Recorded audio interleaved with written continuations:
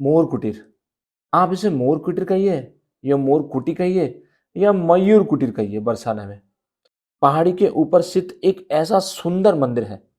ये मंदिर उसी मनोहर दृश्य को याद दिलाता है जिसमें कृष्ण और श्रीमती राधा रानी ने बरसाने में मोर के रूप में नृत्य किए थे।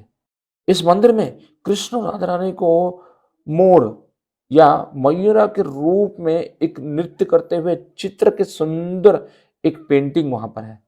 ये चित्र जो है एक एक बुजुर्ग अंधे वैष्णव ने बनाया था, जिन्होंने इस मनमोहक दृश्य को अपनी कल्पना में देखे थे और श्रीमती राधा रानी द्वारा इस चित्र को करने की प्रेरणा मिली थी उनको।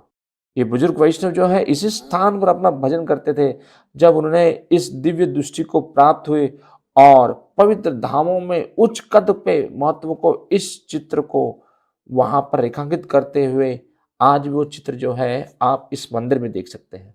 बड़ा ही अद्भुत। तो मोर कुटीर की लीलाओं के बारे में जान लेते हैं। एक बार श्रीमती राधा रानी जब है मान करके बैठ गई या मन मुटाव का अनुभव कर रही थी, तो उसी स्थान पर पहुंच गई थी और एकांत में एक स्थान पर बैठ गई। जब कृष्ण उनको सांत्वना देने पहुंचे, उनको मनाने पहुंचे, तो उन्होंने उनको मोर के नृत्य का आनंद लेते हुए देखा।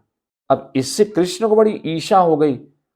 उन्होंने मोर से क्या किया, कंपटीशन या प्रतिस्पर्धा करने का इरादे से नृत्य करने लगे और उन्होंने क्या किया, नृत्य को आरंभ कर दिया वहां पर।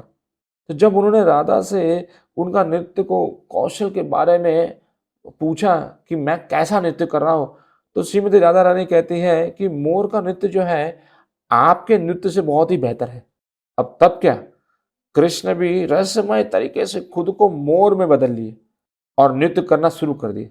अब श्रीमती राधा रानी टिप्पणी करते हुए कहती है, अब जाके आपके नृत्य में जो है सुधार आया है, लेकिन फिर भी इसका असली मोर से कोई मुकाबला नहीं है।